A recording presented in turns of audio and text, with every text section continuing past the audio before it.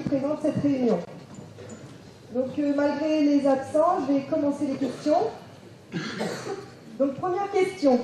Tarek Azouag, danseur chorégraphe depuis 16 ans à Mireuil. Donc je m'adresse au candidat. Ben, on va commencer avec M. Sagné par exemple, qui est tout près de moi. Sa question, que pensez-vous faire des petites associations délaissées au profit des institutions alors qu'elles sont des moteurs importants pour le quartier? Donc je vais vous donner mon micro. Merci.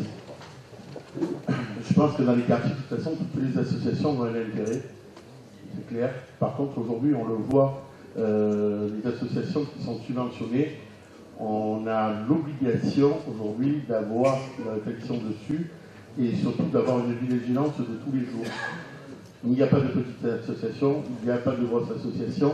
Du moment qu'il y a une association qui a un vrai projet et qui sert au quartier, elle a autant d'intérêt que notre.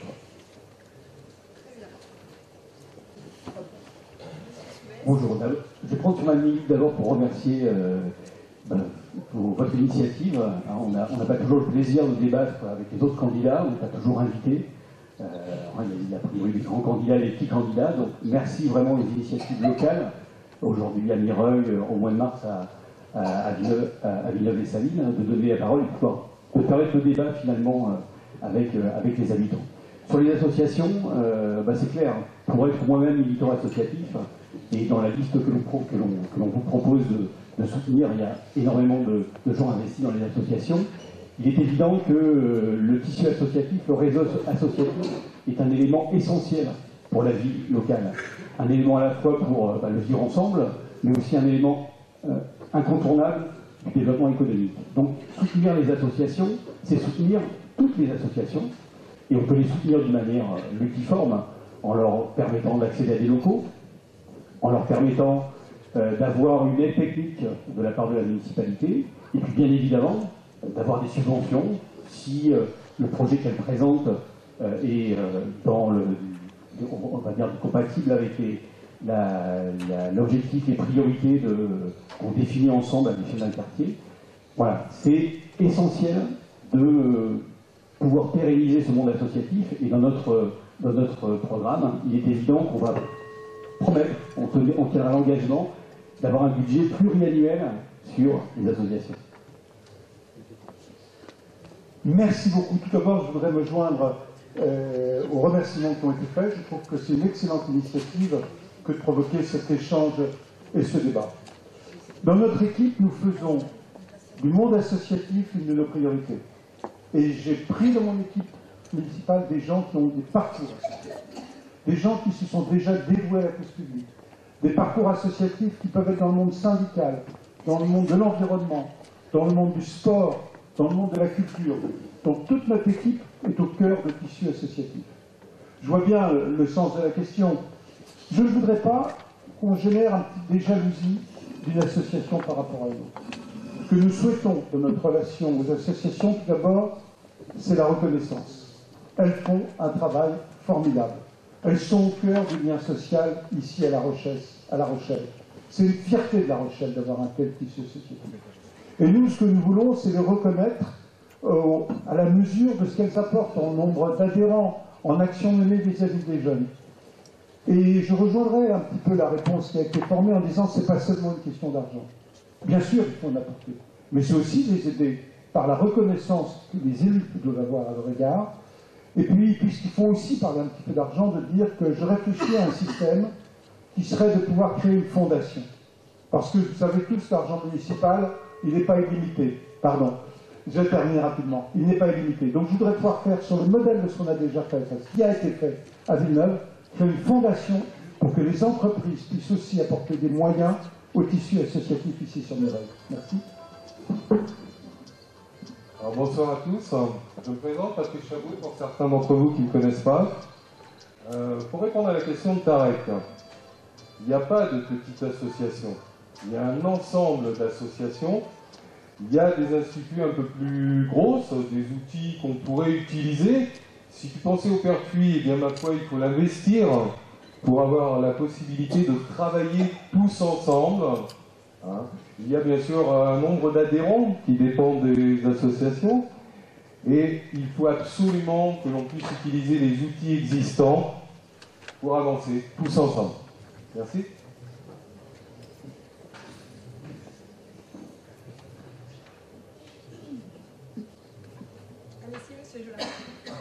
Je vous remercie de me donner la parole. Je m'appelle Arnaud Jolin, certains d'entre vous me connaissent. Je voudrais d'abord remercier de cette invitation, puisque un certain nombre de médias considèrent qu'il y a des petits et des grands candidats, comme il y aurait des petites associations et des grandes associations. Vous comprenez que je ne partage pas ce sentiment, donc j'apprécie particulièrement votre invitation. S'associer, c'est partager. Donc partager, c'est passer du temps ensemble, c'est y mettre de l'énergie derrière un effort commun, que ce soit en termes de vie sportive ou en termes de vie, d'avoir envie de se retrouver. Je suis moi-même membre de 2 associations rochelaises, une association sportive et une association plutôt à consonance historique. Notre projet de ville au centre propose au milieu associatif une charte. Une charte pour savoir quelles sont leurs envies, leurs besoins. On sait que dans certains domaines, notamment dans le sport ou dans la vie culturelle, je pense à la danse ici, certains ont des besoins, des envies particulières, et on voudrait remettre à plat les envies, les demandes, pour savoir quelle est l'offre réelle d'un quartier. Le tissu associatif, c'est du travail naturellement, c'est de l'effort, c'est du lien social, c'est aussi beaucoup de bénévolat. C'est aussi une façon de poser le regard sur l'autre. Nous mettons bien sûr en valeur le monde associatif.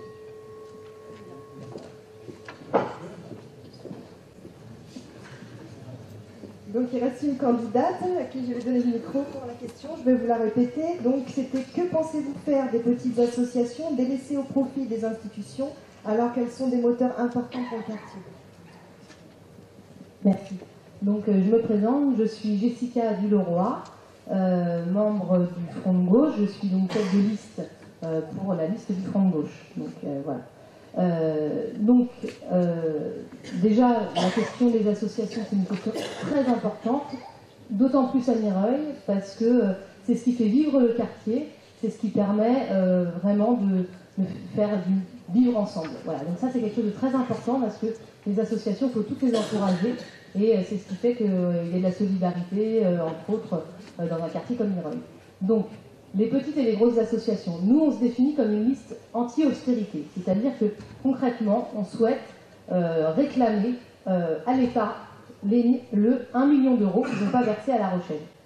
C'est-à-dire que tous les ans, normalement, l'État verse des subventions et ils en versent de moins en moins, et c'est 1 million d'euros qui n'ont pas été versés. Du coup, nous, ce qu'on propose, c'est d'exiger cela de l'État, et bien sûr de proposer à la population de nous aider à exiger et donc cet argent-là. Dans ce cas-là, on peut faire beaucoup pour les associations, parce que c'est un maillon essentiel de la solidarité, du vivre ensemble, etc. Voilà, nous,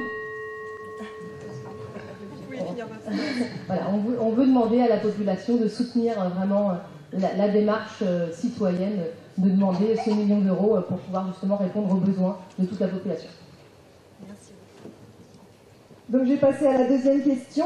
On va aller de l'autre côté pour changer. Donc la deuxième question, c'est: pensez-vous ajouter des aires de jeu dans les endroits les plus reculés du quartier? Monsieur Jolin.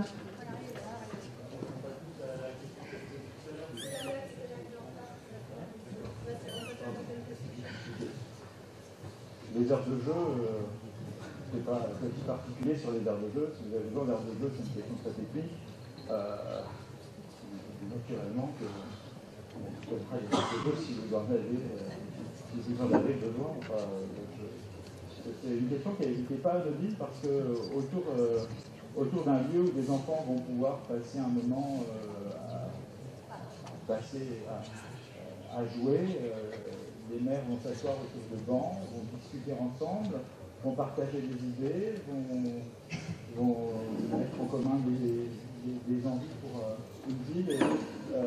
C'est surtout les lieux de convivialité plus que les espaces de jeu qui doivent être privilégiés. Je pense à certains quartiers comme à La Rochelle, le quartier des Lignes, qui, à mon avis, manque de lieux de convivialité, de place publique pour qu'on échange. Donc, ce n'est pas les aires de jeu à proprement parler qui me semblent poser un souci, c'est plutôt les lieux communs qu'on construit et les lieux où l'on se regroupe et où l'on échange. Je trouve que le café de Mireuil est sensationnel. L'ouverture du quartier Lévy au reste du quartier me semble une très bonne idée pour mettre en commun. Donc c'était une question de Julie Lebon, maire au foyer. Bonsoir, mademoiselle Lebon. Donc, c'est très intéressant. Il y a des textes de loi qui obligent la municipalité à mettre à disposition des aires de jeu. Et par rapport à la surface, aux habitants, hein, il y a, s'il y a 1000 habitants dans un secteur, vous avez la mairie a l'obligation de mettre des espaces de jeu pour les enfants. Hein. Donc vous pouvez faire éventuellement une démarche par pétition. Hein. Vous appelez directement la mairie au 05 46 51 3 fois. Et là, vous avez plus d'espace de vie pour les enfants. Merci. Merci beaucoup de cette question. Il y a déjà beaucoup d'aires de jeu ici à Mireuil, mais s'il s'avérait qu'il y ait au sein du quartier un endroit où les gens considéreraient qu'il est trop loin pour aller à pied avec les enfants, évidemment, on s'engagera à faire une aire de jeu supplémentaire. Il faut regarder les tranches d'âge, puisque ce ne sont pas tous les mêmes jeux. Il faut rappeler qu'aujourd'hui, les aires de jeu, comme ça vient d'être dit, c'est très réglementé en termes de sécurité, sur des équipements qui doivent être mis aux normes régulièrement. C'est plutôt bien fait ici à Mireuil, mais si véritablement il y a un besoin, en consultation avec les habitants et avec les élus de notre liste qui habitent le quartier, j'en parlerai tout à l'heure, nous prendrions l'engagement évidemment de le réaliser. Et puis au-delà des aires de jeu, pour les plus jeunes, il y a les aires de jeu également qui sont les terrains de foot. On était tout à l'heure au Pas des Laquais. Il est très clair qu'on prendra l'engagement de faire un terrain synthétique pour pouvoir jouer toute l'année en plein air, alors qu'on sait très bien que depuis plusieurs semaines, les terrains en herbe sont bien sûr inondés. Merci. C'est une question effectivement qui semble anodine, hein, les aires de jeu, pourtant c'est une question d'urbanisme importante. L'aire de jeu, elle est un espace dans lequel vont se retrouver des jeunes enfants, et puis autour de ces jeunes enfants, des générations différentes qui vont partager un moment plus ou moins long, et qui vont donc construire du lien social. Nous, on propose, s'il y a un besoin d'aire de jeu dans le quartier, à la fois un objectif et une méthode. Un objectif, c'est de construire, au-delà de l'aire de jeu, des espaces partagés, où vont pouvoir se rencontrer des générations différentes, où les activités vont être multiples. On va pouvoir avoir des joueurs de boules qui vont être à côté des skateurs, et puis autour de cette aire de jeu protégée. Une méthode simple qu'on va appliquer sur d'autres sujets, c'est-à-dire redonner aux citoyens leur capacité d'expertise. S'il y a besoin d'une aire de jeu, s'il y a besoin de construire dans le bâti pavillonnaire ou dans le bâti collectif un endroit destiné aux jeunes enfants, c'est aux citoyens d'en décider.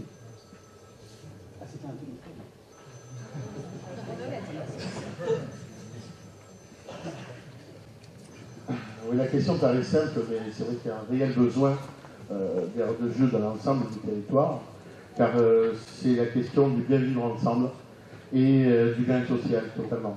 On est totalement là-dedans parce que des mamans qui descendent de leurs enfants dans ces heures de jeu-là se rencontrent, discutent, échangent de leurs problèmes, et c'est une vraie vie qui s'organise autour de cela.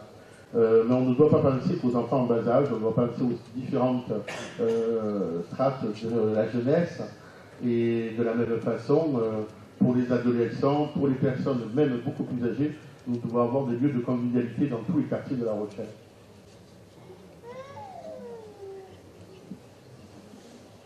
Donc sur la question des aires de jeu, je pense qu'il faut absolument mettre des aires de jeu à disposition de tous les enfants. Donc il faut voir concrètement combien il en faut, dans les points reculés, c'est important aussi. Il ne faut pas que ça bénéficie à 4 enfants, bien entendu.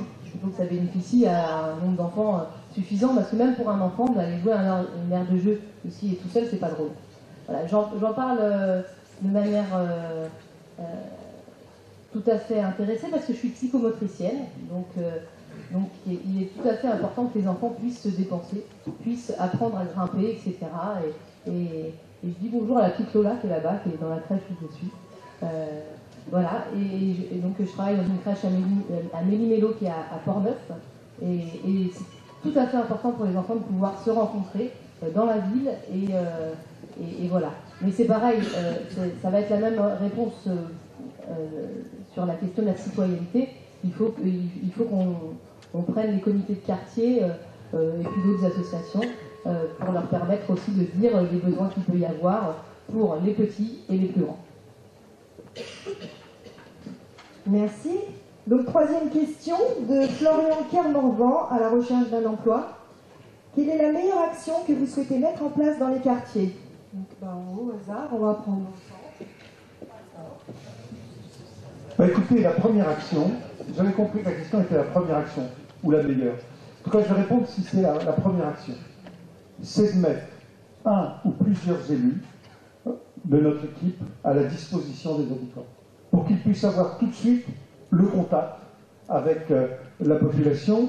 Et nous avons la chance d'avoir dans notre équipe de nombreuses personnes qui vivent ici à Mireuil.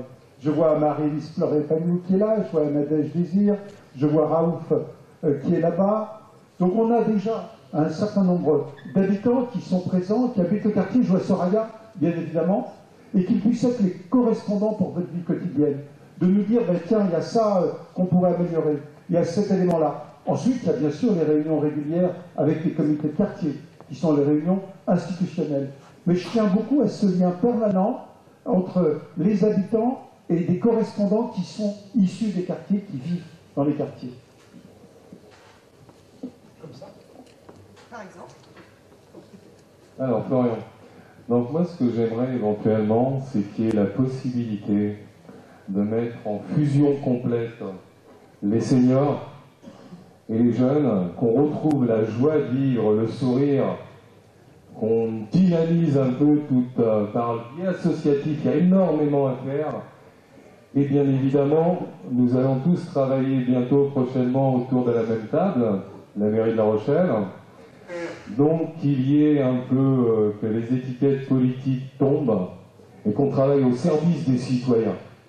Car c'est simplement pour ça qu'on se présente. C'est pas pour nous. Merci.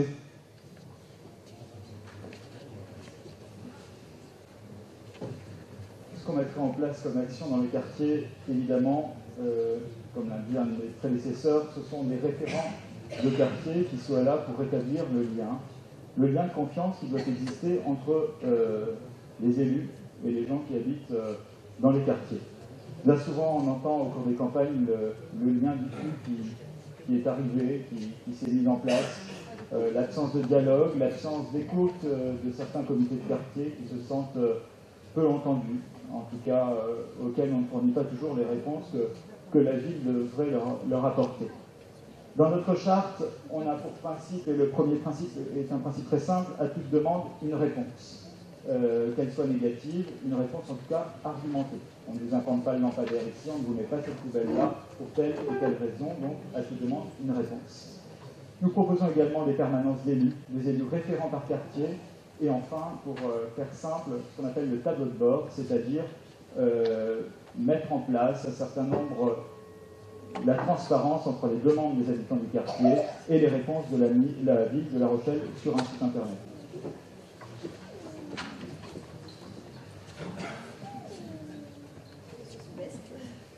Donc on sent bien dans les interventions des uns et des autres qu'il faut avoir comme première mesure de rétablir la confiance entre les citoyens et puis les élus. On sent que cette confiance, elle s'est un peu délitée dans les années passées. Rétablir la confiance pour nous, dans cette première mesure que j'entends prendre, c'est revenir devant vous. Vous m'avez lancé une invitation. La première mesure, le premier acte que je ferai, c'est de revenir devant vous et de vous poser des questions. Vous poser des questions sur vos ambitions pour le quartier. Qu'est-ce que vous attendez véritablement des élus et quelles sont les priorités que vous donnez, mais aussi qu'est-ce que vous comptez faire, vous, citoyens, éco-citoyens, comme nous on vous appelle, pour que ce quartier devienne un vrai centre de la vie rochelaise comme les autres quartiers, dans l'ambition d'une ville qui soit non plus une ville centralisée comme elle est aujourd'hui, mais une véritable ville polycentrique, avec des quartiers qui ont toute leur place dans cette vie collective.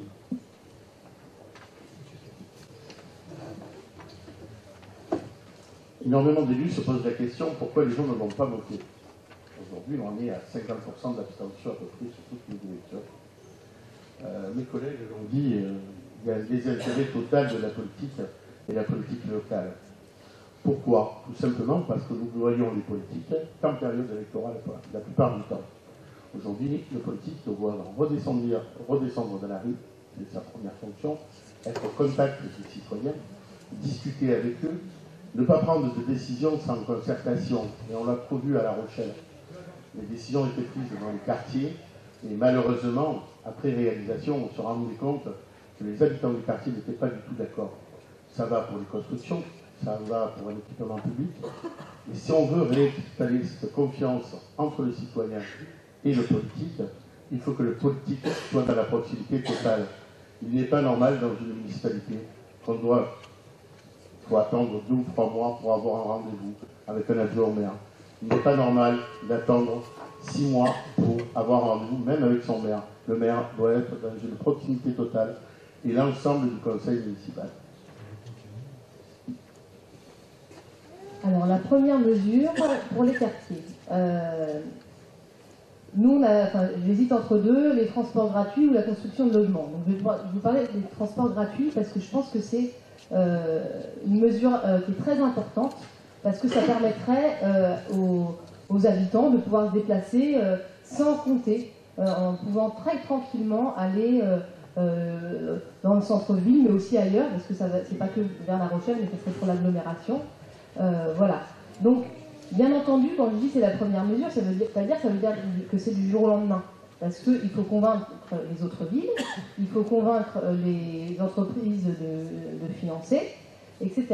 Mais c'est quelque chose de très important parce que c'est à la fois économique, on aura plus d'argent dans nos poches, soit parce qu'on n'utilise pas sa voiture, et donc c'est quand même un gros budget la question de l'essence, soit parce qu'on ne paye plus le billet de bus, et donc c'est quand même un pouvoir d'achat en plus. Et c'est une question écologique aussi, parce que ça permettrait de désengorger de voitures dans le centre-ville et ailleurs. Et j'en profite pour m'excuser de mon retard à cause des bouchons. Voilà. Donc on passe à la 4e question de Safia Chelab, auxiliaire de vie. La question c'est: que comptez-vous faire de l'Astrolabe? Donc par exemple, Monsieur Chabot. Bonsoir Safia Chelab. Donc en ce qui concerne l'Astrolabe, les gens qui vivent ici, je pense que c'est un monument qui fait partie de l'histoire de Mireuil. Hein. Donc nous aurions la possibilité, alors il y a des possibilités de travaux qui sont énormes, hein, les prix sont énormes. Par contre, moi je pense qu'il faudrait que les artisans de Mireuil, de Portneuf, de Villeneuve, de La Palisse, éventuellement pensent à réhabiliter ce bâtiment et donc avoir un coût éventuellement moins élevé par rapport à ce qui est proposé. Aujourd'hui, on nous dit que ça coûterait 850 000 € pour le restaurer. Je pense que nos artisans du coin peuvent faire les travaux tout en gagnant de l'argent, bien sûr. Hein. Pas beaucoup moins. Merci. L'Astrolabe, c'est un sujet très sensible dans le quartier. Moi, j'ai suivi ce qu'avait fait Jean-Bernard Gauthier au début de l'Astrolabe et je trouvais que le début de l'opération était tout à fait remarquable. Peut-être qu'il y a eu un peu la folie de grandeur dans la façon de mener une vie associative en matière culturelle dans le quartier. Bon, je ne vais pas m'étendre là-dessus. Je pense que vous visez avant tout le bâtiment physique de l'Astrolabe dans lequel vous avez des souvenirs, qui fait partie de l'histoire du Mireuil. Les services techniques de la ville nous disent que l'Astrolabe est, je vais le dire, quasiment une passoire thermique et très difficile à réaménager parce que la configuration des lieux empêche qu'on envisage un avenir facile au niveau culturel dans l'Astrolabe. Moi, je veux étendre la question, même si je sais que vous êtes attaché au bâtiment, c'est le projet culturel de quartier qu'il faut repenser. Je sais qu'il y a des gens qui sont passionnés de danse dans le quartier, qui ne trouvent pas leur place. Et je propose des sortes d'états généraux de la culture à La Rochelle pour remettre à plat une demande, une offre, et qu'on puisse échanger et construire un projet en commun.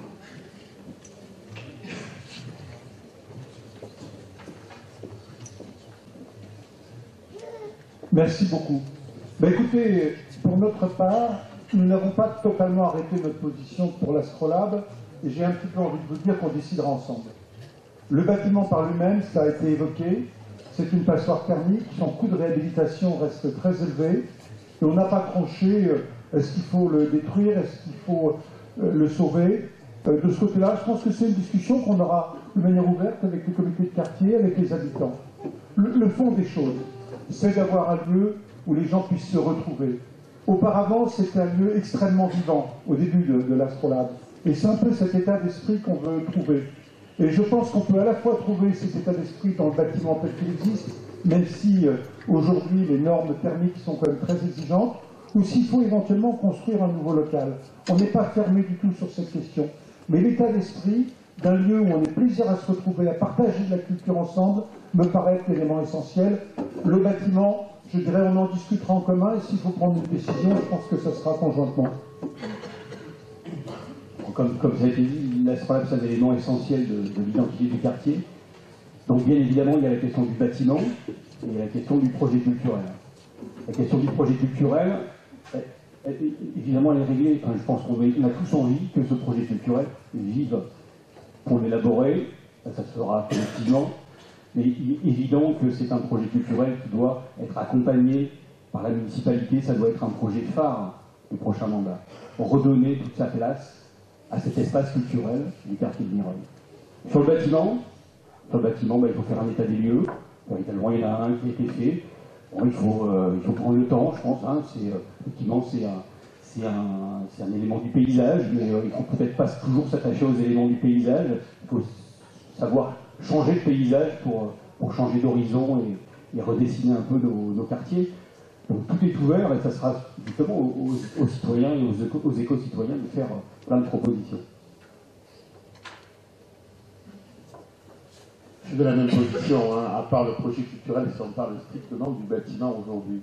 Un diagnostic qui a été fait, il faut travailler en concertation avec la population, regarder si encore ce bâtiment aujourd'hui correspond aux attentes et aux désirs de toute la population mineure. Réellement, je vous dirais que ça coûte moins cher quelquefois de raser un bâtiment et de le reconstruire à neuf et de faire des salles beaucoup plus adaptées et qui correspondent à notre époque.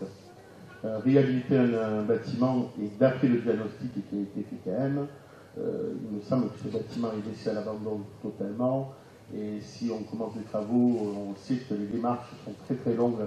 D'ici un an, il sera encore plus endommagé.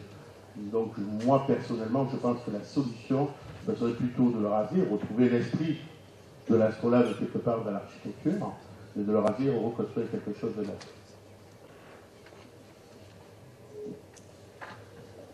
Eh bien, je suis à peu près d'accord avec tout le monde, c'est-à-dire qu'il faut partir de ce que la population souhaite, de ce que les associations ont envie de faire vivre. C'est vraiment ça. Et a priori, on n'a pas les mêmes besoins il y a autant d'années que ça en arrière et aujourd'hui. Et donc moi, de mon point de vue, il vaudrait mieux le raser pour vraiment répondre aux besoins du quartier. Voilà, aux besoins des associations qui veulent... on a parlé de la danse, mais aussi, pourquoi pas faire du théâtre, etc. Mais bon, chaque association culturelle, elle doit pouvoir trouver sa place. On parlait tout à l'heure des petites et des grosses associations. Chaque association qui a un abord culturel, voire d'autres abords, il faut réfléchir aussi quels sont les besoins dans le quartier en termes de vivre ensemble, doit pouvoir concrètement se retrouver dans ce lieu-là. Voilà. Donc je pense qu'à partir du moment où on pose les choses comme ça, qu'on construit en concertation, parce que c'est absolument important de construire en concertation les choses, il faut que tout le monde puisse retrouver ses pieds là-dedans. Voilà. Donc, 5e question de Nathalie Mokrani, agent d'entretien. Quelle solution avez-vous pour les personnes à faible revenu qui souhaiteraient un appartement plus petit et moins cher? Monsieur Soupestre, par exemple. Donc la question du logement, bien évidemment, c'est une question essentielle de du prochain mandat municipal. On sait la pression qu'il y a sur le logement général, sur le logement social en particulier, du nombre de demandes et aussi les conditions difficiles dans lesquelles vivent nos concitoyens. Il faut rappeler comme le rappelait Jessica, dans un contexte de politique d'austérité, et tous les fins de mois sont difficiles pour tous et pour toutes. Offrir des logements, ça veut dire être pragmatique. Ça veut dire instaurer, ce que demandent certaines associations, la capacité de pouvoir changer de logement quand les conditions familiales sont modifiées, quand aussi on vieillit et qu'on n'a plus les moyens d'habiter au 4e ou au 5e étage, et qu'on n'a plus besoin de la surface qu'on utilisait avant. Donc ça veut dire tout simplement, je pense que ça peut se mettre en place rapidement, ça s'est mis en place dans d'autres villes, des bourses d'échange, dans lesquelles on fait des offres et où il y a des demandes, et puis d'autres qu'on pourra développer, mais il y a énormément de solutions possibles. Merci. Effectivement, la question du logement, elle est essentielle. C'est la raison pour laquelle j'ai demandé à Marie-Lise Forêt-Pagnou d'être dans notre équipe. Alors, je voudrais d'abord saluer le travail qui a été fait ici à Mireuil. On est quand même dans un quartier où il y a un effort considérable qui a été fait. Il reste encore des choses à faire, et notamment par les autres que les fils.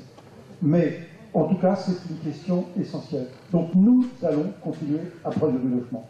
Et nous savons aussi que du fait des modifications familiales, l'ancien logement où il y avait les parents et puis tous les enfants est un mode qui a évolué. Nous avons beaucoup de parents isolés aujourd'hui. Et donc il nous faut produire aujourd'hui plus de petits logements. C'est ce qui est déjà engagé. Et puis au-delà du coût du logement, il y a aussi les coûts de charge. Nous produisons maintenant, et nous allons renforcer ce travail, des appartements bien mieux isolés pour faire baisser aussi les prix des charges, parce que c'est aussi quelque chose d'essentiel. Donc on met vraiment le logement comme grande priorité de notre action. Bonsoir Nathalie. Donc je crois, moi, qu'il va falloir réellement engager un bras de fer avec les offices. Hein. Les textes, il existe certains textes de loi qui, on pourrait utiliser la surface, au lieu de maintenir nos seniors dans des F4, F5, les maintenir, hein, je dis bien. On aurait la possibilité de leur faire payer la surface utilisée. D'une autre part, les constructions de 1960, dans mon programme, j'annonce qu'il va falloir diminuer le loyer de moitié. Bien évidemment, ça va paraître difficile pour certaines personnes. Hein. Il faudrait... c'est des constructions de 1960. Elles ne doivent pas être adaptées à la construction du neuf. Hein. Bien évidemment, il faut reloger nos seniors dans des bonnes conditions, les meilleures possibles, hein, et libérer les types 4 et les types 5 très rapidement. Merci.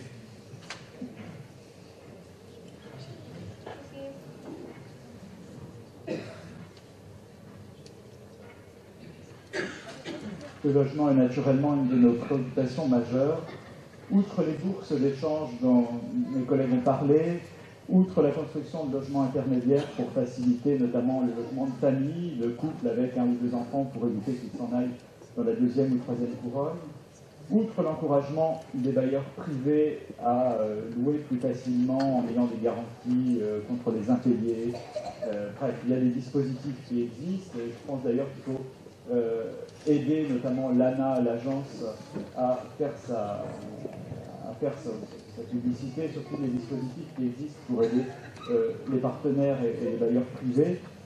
Moi, j'appelle de mes voeux la constitution à l'échelle du mandat d'un grand territoire que j'appelle la Grande Rochelle, ou le Grand La Rochelle si vous préférez, qui serait un territoire composé des communes, des Trés, de Périgny, de Lagore et de Picboro, des territoires avec lesquels nous n'avons pas de rupture urbaine. Ça a plusieurs intérêts. Ça a l'intérêt de libérer du foncier. Ça a intérêt de pouvoir construire en densifiant, mais sans construire des tours de 8 étages. Et ça permettrait de mettre fin à une certaine pression urbaine tout en rééquilibrant la fiscalité.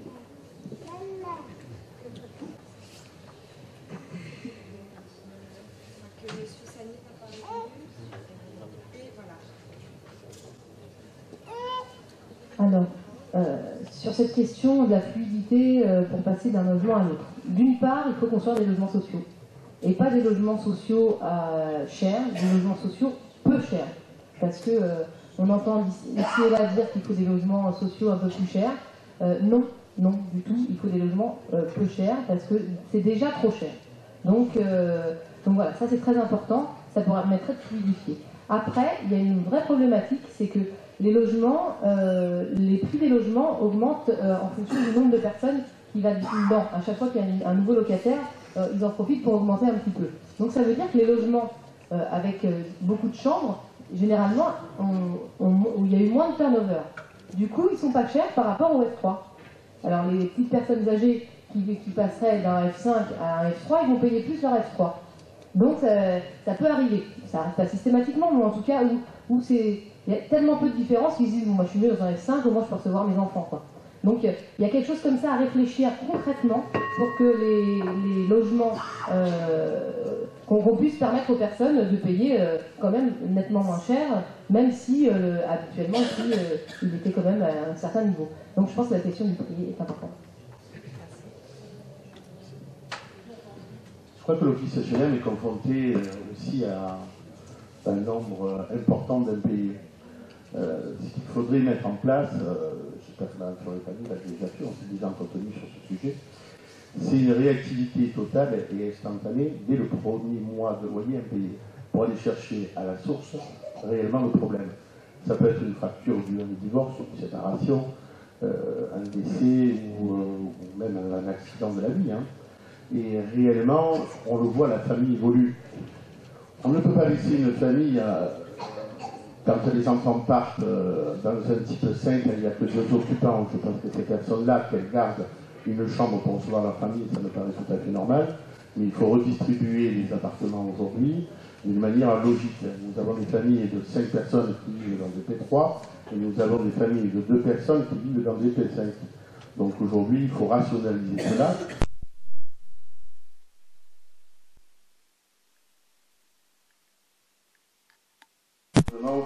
Restent dans leur appartement, comme il n'y a pas d'ascenseur, ne peuvent pas descendre. Ils devraient bénéficier d'un rez-de-chaussée afin de pouvoir garder le lien social en sortant de la rue.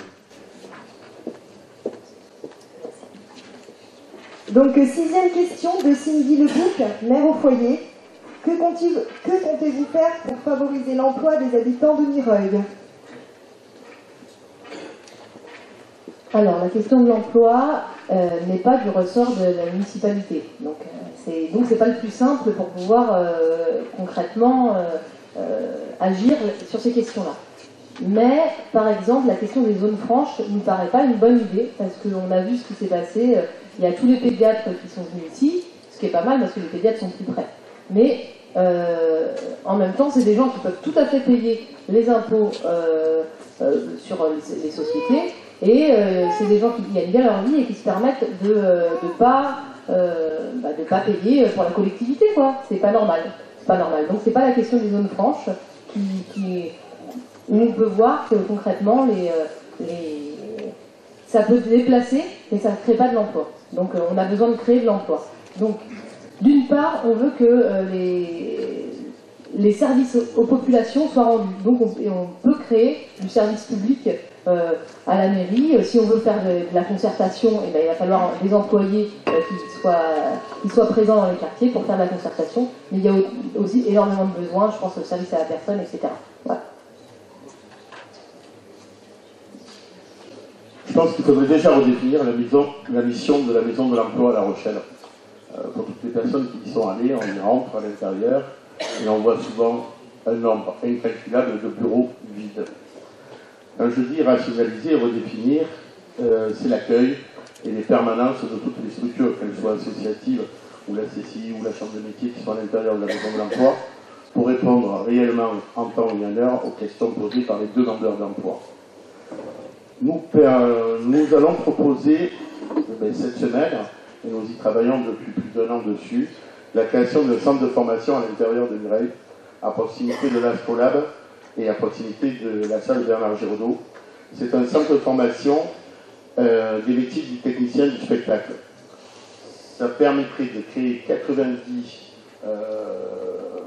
formations à l'année pour des jeunes qui auraient un vrai avenir, puisqu'on ferait ça avec un partenariat avec une entreprise avec qui nous sommes déjà en contact, qui embauche chaque année plus de 600 personnes en France, et ça leur permettrait d'avoir une formation différente avec un vrai avenir. L'emploi, pas de solution miracle, mais pas d'abandon, pas de laisser aller. Les propositions, je pense, pour que les jeunes de Mireuil puissent accéder à un emploi, il faut les penser à 3 échelles. À l'échelle du quartier, un investissement de tous les instants et de tout le monde, citoyens, associations, élus, services, sur les porteurs de projets. Il y a une inventivité, une créativité, une énergie dans ce quartier, comme dans d'autres, qu'il faut valoriser, qu'il faut accompagner. Et ça rejoint la deuxième proposition à l'échelle locale, c'est l'offre de formation. Il faut redéfinir, notamment en la tournant vers les métiers d'économie numérique, la formation de nos jeunes. L'adapter aussi à ce qui va être le défi de l'avenir. C'est les questions essentielles. La question essentielle, le logement et du boulot. Sur cette question du travail, c'est peut-être pas la responsabilité du maire, mais c'est la responsabilité du président de la communauté d'agglomération. Et j'ai une très légère différence. Je pense que ce qui est difficile à faire au plan national, on peut plus le faire au plan local. Je pense qu'on a des capacités pour agir, pour créer de l'activité. Alors la réponse en une minute est difficile parce qu'il faudrait décliner sur tous les thèmes, que ce soit le tourisme, l'industrie, l'artisanat. On a des capacités à créer de l'emploi. Et il y a, dans les quartiers, à Villeneuve comme à Mireuil, une formidable motivation pour s'en sortir et générer de l'activité. Peut-être plus qu'ailleurs, parce qu'on veut s'en sortir. Alors, c'est notre responsabilité, et je crois qu'il y a une question un peu plus loin, c'est comment, quels moyens nous pouvons mettre en œuvre. Et puis la deuxième chose, puisque la question est particulièrement dédiée à Mireuil, c'est de dire qu'il n'y ait aucune discrimination raciale, on en parlera, mais ni même sociale vis-à-vis du quartier. Et donc il sera de notre responsabilité, par exemple, que sur les emplois municipaux, que les jeunes de Mireuil, de Villeneuve, de nos quartiers, aient les mêmes offres d'emploi que l'ensemble des autres habitants. En tout cas, on y sera extrêmement vigilants. Bonsoir Cindy Lagoutte. Donc pour l'emploi, en fait il y a des métiers à l'heure actuelle qui sont plus ou moins porteurs. Il va falloir un peu redessiner tout ça. On a besoin d'aides-soignantes, dans le concret. On a besoin d'aides-soignantes. Donc il faut former des aides-soignantes et avancer. On aura de plus en plus besoin d'emplois pour nos seniors, de l'aide à la personne. Éventuellement, ce que disait Jean-Marc est très intéressant tout à l'heure. Il y a des nouveaux métiers. Le solaire, il y a énormément à faire. Il faut inviter des entreprises à venir dans nos zones industrielles. Pourquoi pas leur faciliter l'accès par une mise à disposition de terrain. Et bien sûr, il faut que tout le monde, au niveau de sa recherche d'emploi, pense aux nouveaux métiers de demain. Merci.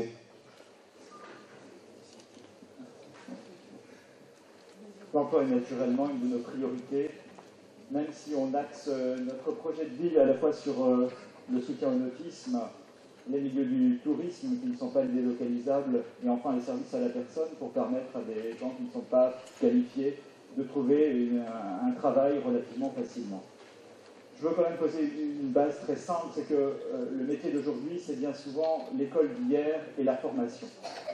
Je propose peut-être pas la création, mais en tout cas la mise en place progressive en parallèle à l'université d'une école des métiers de l'artisanat. Parce que bien souvent, des artisans sont confrontés à des problèmes administratifs, de simple gestion, alors qu'ils peuvent être de très bons artisans. Et donc c'est un soutien, en plus de ce que proposent les chambres consulaires notamment.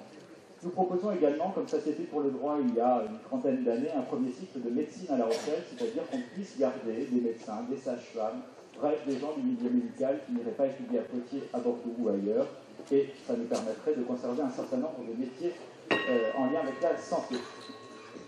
Bon, je n'ai pas dit la moitié de ce que je voulais vous dire, mais en tout cas, la ville sera exemplaire en termes de recrutement. Je peux vous assurer que nous ne recruterons pas parmi les copains et les amis. Nous ferons en sorte que les CV soient anonymés pour permettre une stricte égalité dans le recrutement des agents de la ville. On pourra revenir sur certaines questions sur le débat d'une demi-heure juste après. Donc la 7e question, Michael Touré, vendeur.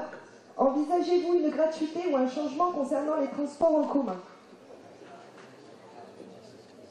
Je vous remercie. Sur le thème des transports, Il faut préciser que les entreprises qui ont un certain nombre de salariés paient un versement transport pour que Yellow et la RTCR puissent nous acheminer facilement entre notre lieu d'habitation et notre lieu de travail.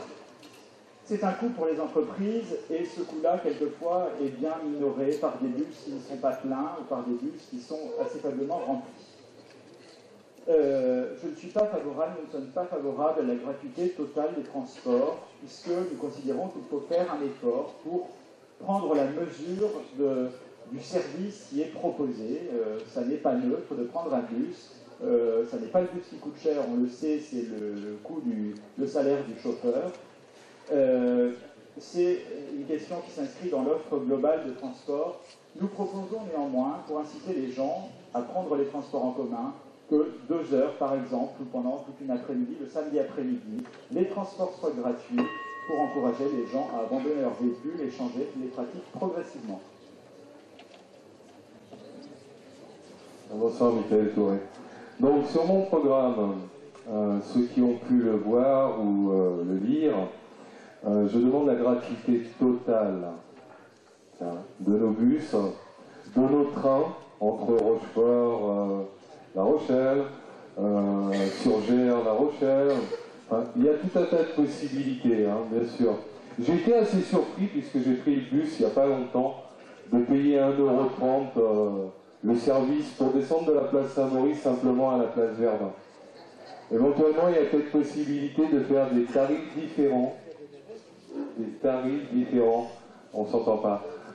J'ai un petit problème auditif en fait. C'est pour ça que je ne voudrais pas parler trop fort. Ou alors j'enlève le micro, vous m'entendez bien. À la limite, ça va. Pour avoir des accès complets, il y a impossibilité d'enlever le micro, monsieur. Donc, et on pourrait éventuellement, pour des rendez-vous sur Bordeaux ou autre, faciliter pour les demandeurs d'emploi, pour aider certaines personnes qui perçoivent le RSA, par exemple. C'est très très lourd. Voilà, merci. Merci.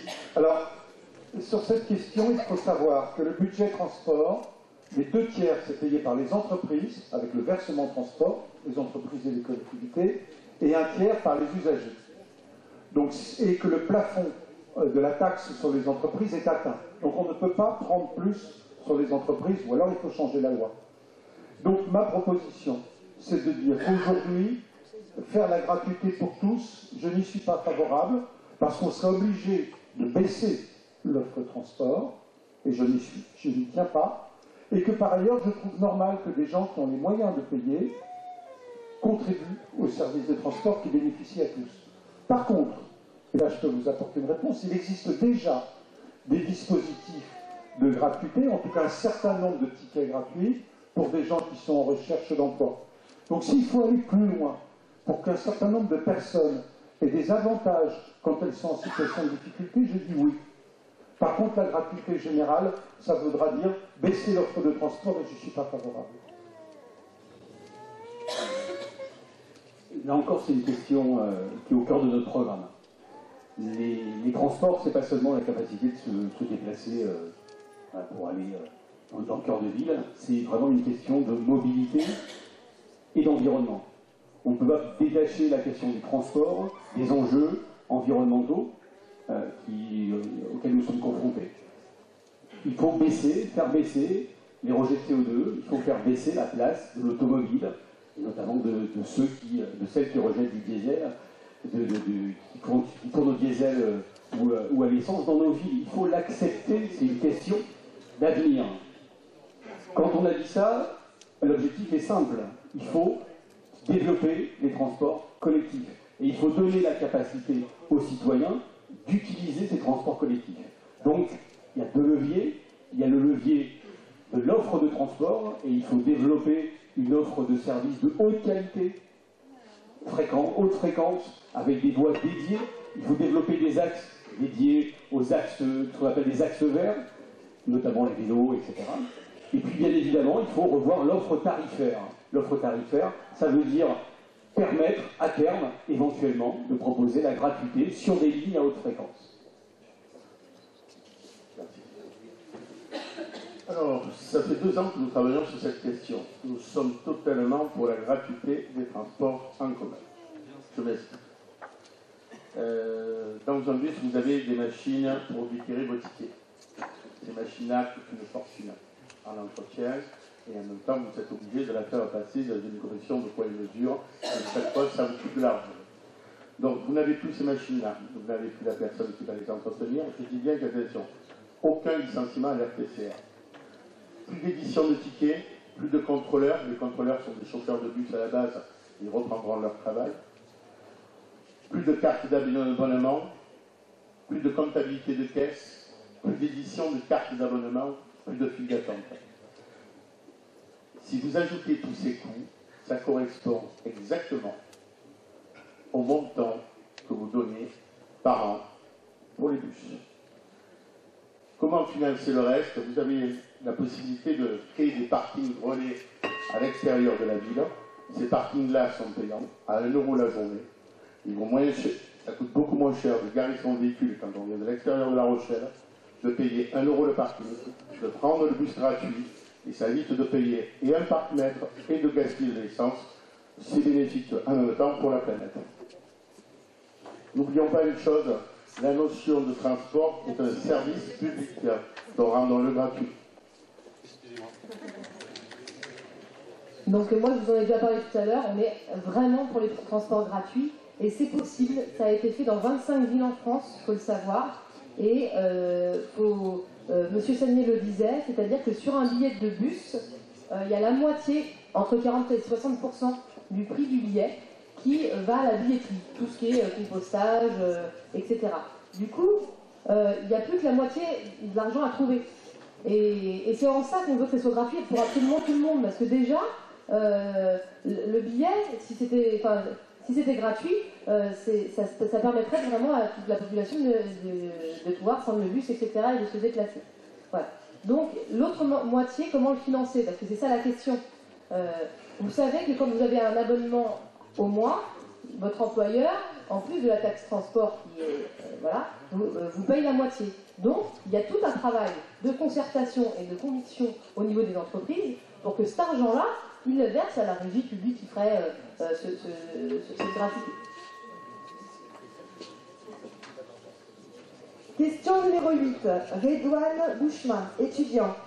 Qu'allez-vous faire contre les discriminations pour l'emploi des gens issus d'origine étrangère de nationalité française? Alors, le CV anonyme, je pense que ça c'est quelque chose de tout à fait possible. D'une part, il faut savoir que la ville de La Rochelle et l'hôpital de La Rochelle, ce sont les 2 plus gros employeurs de la ville. Donc, on peut très bien imposer à la ville de La Rochelle, les recruteurs, il faut aussi l'imposer à l'hôpital de fonctionner par CV anonyme.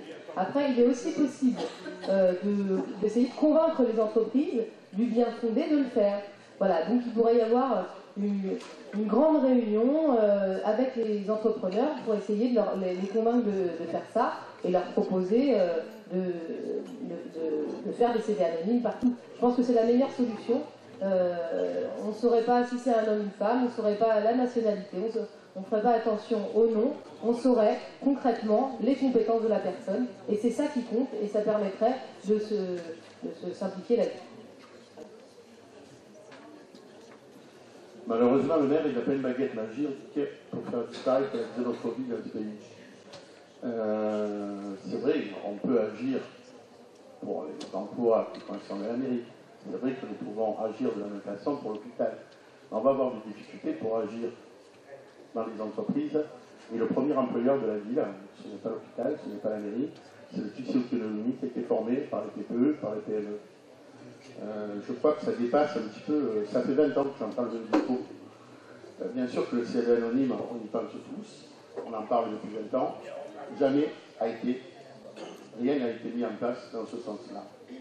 Donc je pense que ça va être très difficile, il ne faut pas promettre n'importe quoi, ça va être très difficile de mettre en place le CV anonyme quand ça concerne des entreprises qui sont du privé.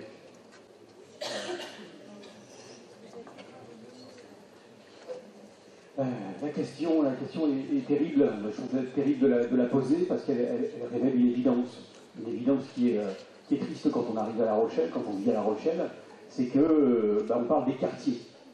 Et souvent, quand on parle des quartiers, quand on est, moi je suis enseignant, et quand on parle des quartiers, quand les élèves parlent des quartiers, c'est souvent d'une manière négative. Et le premier travail qu'on a à faire, collectivement, quel que soit le lieu où on habite, c'est de changer l'image de ces quartiers. Parce que cette image, elle doit être positive. Tout ce qu'on a dit, tout cela, en parlant d'énergie, en parlant de créativité, en parlant de dynamisme associatif, elle doit être vue, elle doit être reconnue. Et c'est comme ça, et avant tout, comme ça qu'on changera l'image de ceux qui habitent ici, de ceux qui habitent à Villeneuve, de ceux qui habitent à Portneuf, etc., etc. Et c'est comme ça qu'on évitera toutes les discriminations insupportables qu'il peut y avoir de la part d'un employeur, de la part d'un agent de service par rapport à ça. Après, le CV anonyme, bien sûr, il faut le mettre en place, mais il faut aussi insérer tous ceux qui sont dans les quartiers, dans des processus d'accès à l'emploi, dans des formations, qui permettent, avec ces contacts, de changer l'image de son nid. Merci. Pour ma part, je considère que la diversité est une richesse. Et d'ailleurs, notre équipe municipale reflètera cette diversité. Nous y tenons beaucoup. Et dans notre équipe, il y a déjà quelqu'un qui a combattu tout ce qui est une ségrégation. Elle s'appelle Soraya. Elle a été adjointe auprès du procureur pour lutter contre toutes les formes de discrimination. Nous considérons que c'est un combat. C'est un combat pour la République, de faire qu'à La Rochelle, on ne puisse pas tolérer la moindre discrimination raciale.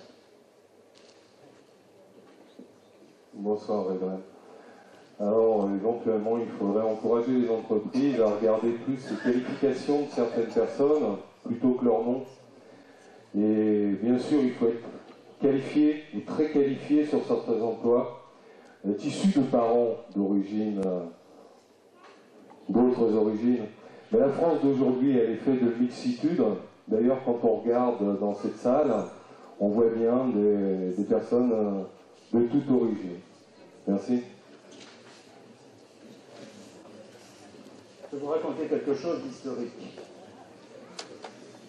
Au Moyen-Âge, quand vous frappiez à la porte d'une auberge pour vous faire soigner, à certaines auberges, on vous disait « Je ne te demande pas quelle est ton origine, quelle est ta race, quelle est ta religion, mais dis-moi de quel mal tu souffres et je te soignerai. » En termes de discrimination, vous comprenez le parallèle, c'est une évidence.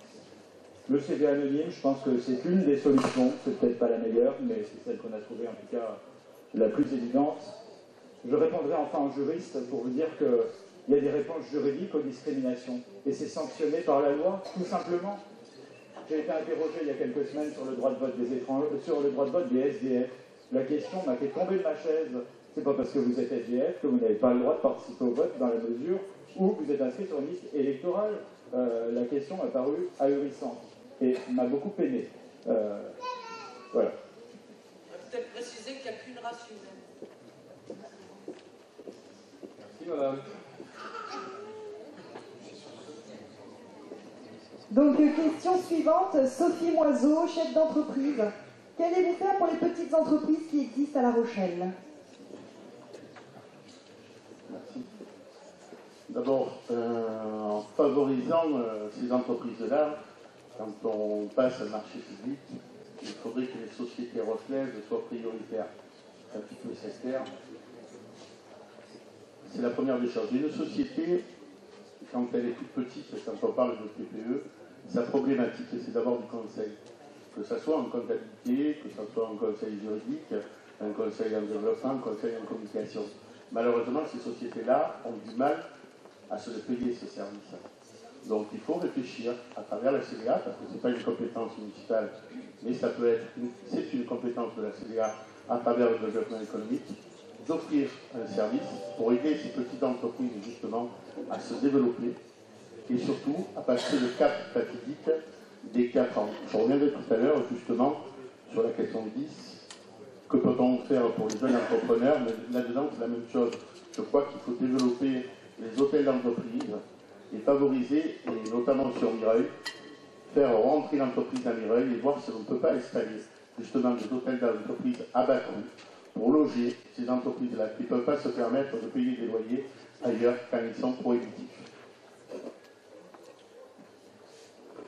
Les entreprises, je pense que l'élément essentiel que peut avoir, l'action essentielle que peut avoir une municipalité, c'est de favoriser le développement d'une diversité en termes d'entreprise. À l'échelle locale, favoriser le développement d'un petit artisanat, favoriser le développement du petit commerce et le maintien du petit commerce, c'est essentiel. Comment le faire? Thierry Samuel disait, la première chose, c'est de favoriser la création, d'accompagner la création de ces entreprises. Les pépinières d'entreprise, c'est un modèle qui fonctionne. Il faut absolument qu'à La Rochelle, on développe ces pépinières et qu'on les développe ici, dans ce quartier, parce que c'est une nécessité. Et puis ensuite, il faut utiliser d'autres outils peut-être, des outils qu'on voit dans quelques villes et qui fonctionnent. C'est par exemple utiliser l'outil de la monnaie locale. La monnaie locale, c'est important, c'est un levier intéressant pour réinvestir l'argent que l'on peut avoir comme épargne dans l'économie locale, dans des circuits courts, dans des entreprises qui produisent pour des consommateurs ici, localement. Merci. Effectivement, je t'entends, c'est trop court pour répondre à des questions aussi importantes. Il n'empêche que accompagner les petites entreprises, c'est pour nous quelque chose d'essentiel. Et dans notre équipe, j'y reviens, il y a aussi des jeunes entrepreneurs qui connaissent bien cette question. La première des choses, parfois les accompagner avec des moyens quand ils démarrent. Quand j'étais conseiller régional, on a créé les bourses tremplin. C'est un dispositif qui permet d'aider avec un premier apport, notamment des jeunes qui veulent démarrer, par un premier aide financière. La deuxième chose, c'est l'accompagnement. Que les entreprises en place n'hésitent pas à donner des conseils, à faire une forme de tutorat. C'est très rassurant vis-à-vis des entreprises. Le troisième, c'est les locaux. L'autre jour, dans une réunion, un jeune qui avait créé une société d'espace vert lui disait « Les locaux, aujourd'hui, dans le secteur privé, sont trop chers pour les entreprises. » Donc vous voyez, c'est tout un état d'esprit d'initiative. Et puis si nous générons de l'activité économique sur l'agglomération, s'il y a plus d'emplois dans le bâtiment, parce qu'on va construire des logements sociaux, si on isole les bâtiments, si on développe le tourisme, tout ça doit générer de l'activité. Et puis le dernier élément, que les appels d'offres publics soient sous-divisés en lots pour que les petites PME puissent souscrire à ces appels d'offres et puissent avoir ainsi des commandes. Bonsoir Madame Sophie Moiseau. Donc en fait, quelle est votre demande? Quels sont vos besoins? Je crois que c'est la première question. Il y a la possibilité dans nos zones artisanales d'avoir des regroupements d'entreprises avec des petits locaux mis à disposition, des bureaux communs, avec une intervention de comptables, secrétariat, des interventions au niveau des avocats, une fois par semaine, ce qui permettrait éventuellement à ce regroupement d'entreprises de répondre à des appels d'offres. Parce que c'est toujours compliqué quand on voit des entreprises de Bordeaux qui viennent travailler chez nous. On se dit qu'on aurait pu éventuellement travailler à leur place. Et le regroupement, c'est la meilleure des solutions pour que ce soit les entreprises ou les associations. Merci. La CDA, qui a les compétences économiques pour la gestion des affaires, de la vie économique de notre territoire, a déjà mis en place un certain nombre d'initiatives qui sont remarquables. Je pense aux pépinières d'entreprise, que soulignait Jean-François Fontaine tout à l'heure. Moi, je crois beaucoup au microcrédit, parce que je crois beaucoup que c'est à partir d'une petite structure qu'on arrive à bien pousser et à bien gagner du terrain économique. J'ai sur ma liste pas mal de personnes impliquées dans certains réseaux, notamment dans l'ADI, qui sert à donner du crédit aux petites entreprises. Je crois aussi qu'il faut se faire se rencontrer les talents. Je crois aussi à la solution des tuteurs. Et je prends un exemple voisin, celui du soutien à l'initiative privée, qui a été développé notamment en Vendée, dans le nord de la Vendée, autour des Herbiers, dans le Choletais, et qui permettent à des grosses structures, au lieu de manger les petites, de leur venir en aide en créant des partenariats privilégiés et en créant des liens de sous-traitance. Je pense à l'exemple d'une imprimerie qui, au lieu de manger une petite imprimerie, a sous-traité une partie de ses travaux. Ça permet à tous de gagner son pain logiquement. Enfin, j'aimerais bien que les banques jouent leur rôle réellement de crédit auprès de toutes les entreprises.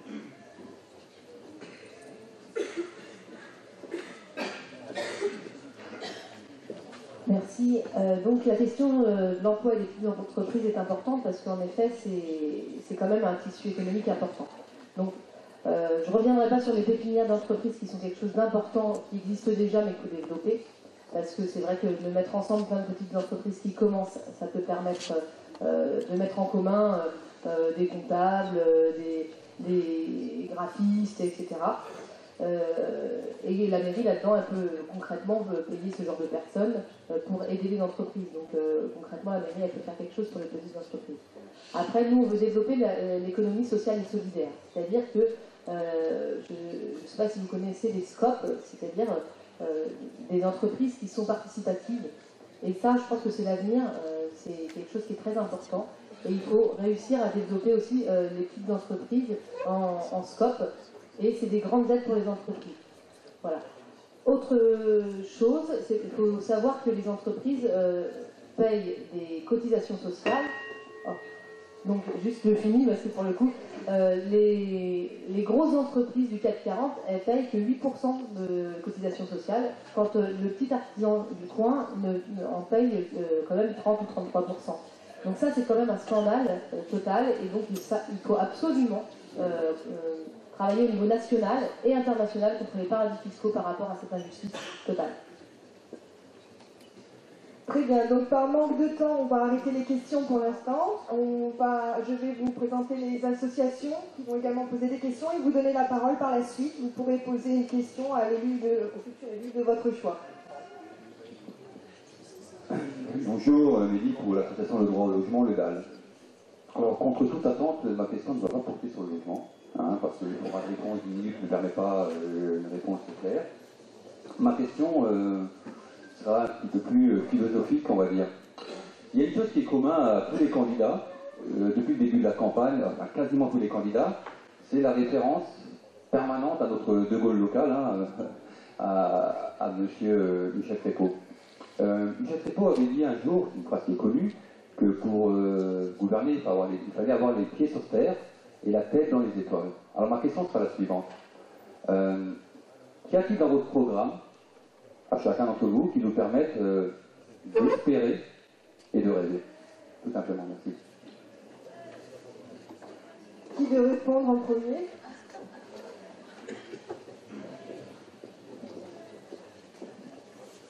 On ne pouvait pas sortir de cette salle sans parler de Michel Crépeau. Le début de la citation il cite Aristote et il parle d'éthique en politique. Et pour moi, pour avoir vécu depuis quelques années à La Rochelle, pour moi, vraiment, le rêve d'une ville, d'une municipalité, d'une citoyenneté dans une ville, c'est d'abord placer l'éthique en haut de ce qu'on peut faire en politique. L'éthique, c'est, vous le savez tous, c'est le respect des citoyens dans les engagements qu'on prend, et les engagements qu'on prend ici aujourd'hui sur nos mandats, sur nos programmes. Je vous assure que nous, on les tiendra. Et puis c'est aussi en finir avec le clientélisme, en finir avec toutes les formes de corruption, en finir avec tout ce qu'on ne supporte plus en politique. Voilà, pour moi, avoir la tête dans les étoiles, parce que c'est peut-être du rêve, c'est peut-être de l'utopie, mais j'y crois et c'est pour ça que je fais de la politique, depuis peu de temps, mais c'est pour ça que je fais de la politique, c'est placer l'éthique au-dessus de tout. Puisque vous avez cité Michel Crépeau, je vais reprendre une autre formule de Michel Crépeau qui était très belle. On me pose souvent la question dans les réunions, finalement, vous avez été chef d'entreprise, ou vous êtes encore chef d'entreprise, et quelle est la différence avec une mairie, avec une collectivité?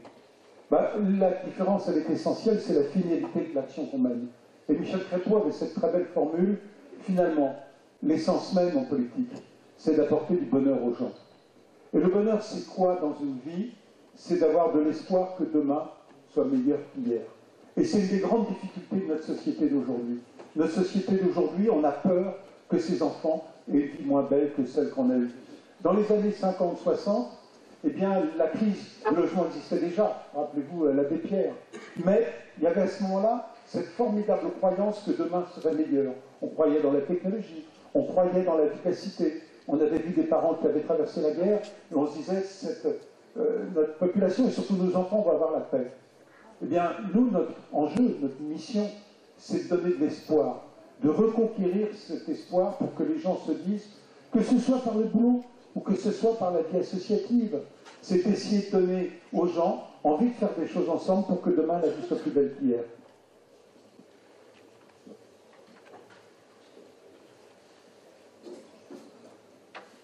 Je le disais tout à l'heure, quand je parlais des politiques en général, je crois qu'il faudrait justement aujourd'hui arrêter de vendre du rêve. Les politiques ont trop vendu de rêve et plus personne ne les croit.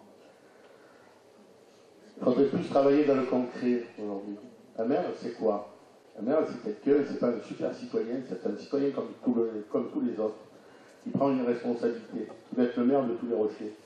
C'est quelqu'un qui va travailler à peu près 70, 80 heures par semaine. Alors moi, je me suis déjà engagé. Il y a une liberté propre, justement, au niveau de l'éthique. Je pense que le maire de La Rochelle ne doit pas être le président de la CVA. Parce que le maire de La Rochelle, c'est un boulot à temps complet. Président de la CVA, c'est un boulot à temps complet. Et si on veut montrer l'exemple, mais justement, il faut expliquer aux gens qu'une personne ne peut pas faire deux boulots à temps complet si elle veut réellement faire son travail. Alors montrons l'exemple, montrons qu'on est capable de travailler. Soyons dans l'action, et après on verra pour aimer.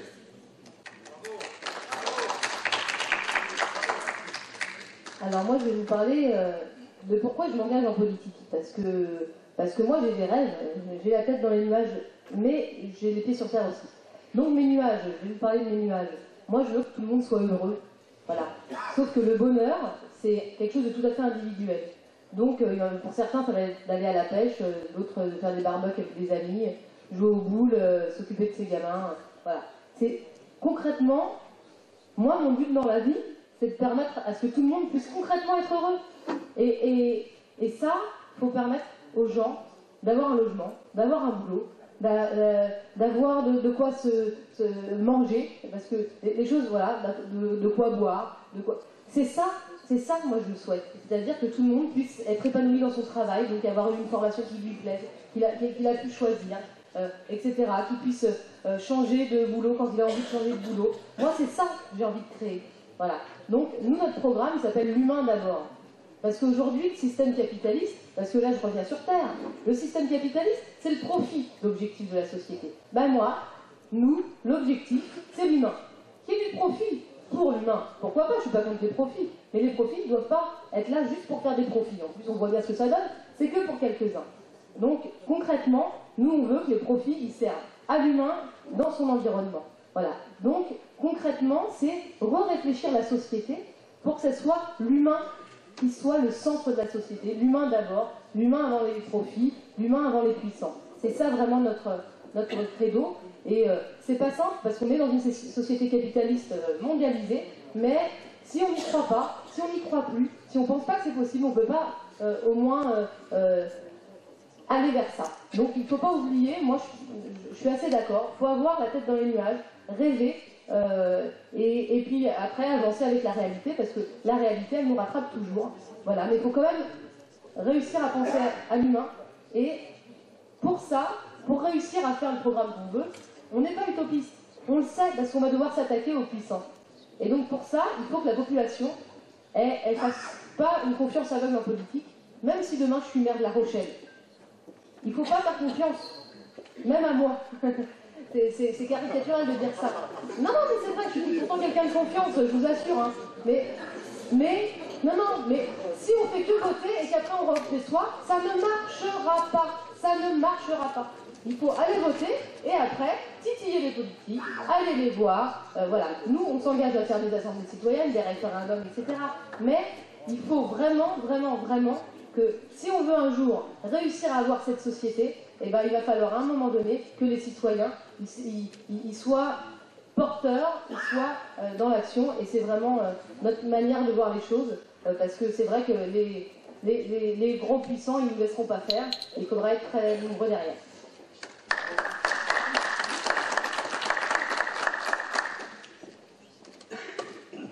Alors, Michel Crépeau était vendéen. Je ne sais pas si ça a quelque chose à voir, je suis né en Vendée.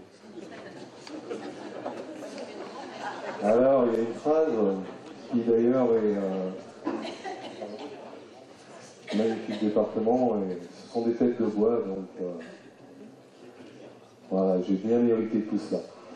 Alors, il y a une phrase qui me plaît énormément, c'est quand il disait, ou aujourd'hui c'est marqué sur sa pierre tombale, hein, j'accepte de disparaître en tant qu'individu, si le jour de ma mort, j'ai le sentiment d'avoir accompli ma part d'humanité. C'est pour ça que je me présente aujourd'hui à la mairie de La Rochelle, pour participer à l'humanité. Hein. J'aimerais, pour vous faire rêver, j'aimerais que le conseil municipal travaille tous la main dans la main. C'est juste le monde du rêve, c'est intéressant.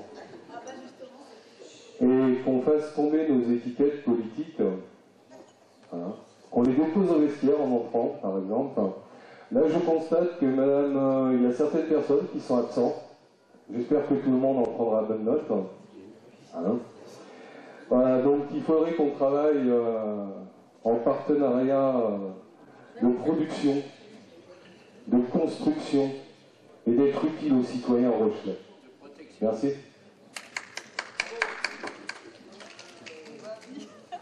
Je crois qu'en politique, c'est important d'avoir une part de rêve. Vous l'avez compris, vous le savez, j'aime la ville et j'aime la ville passionnément. Je ne la vois pas toujours avec des yeux très pragmatiques.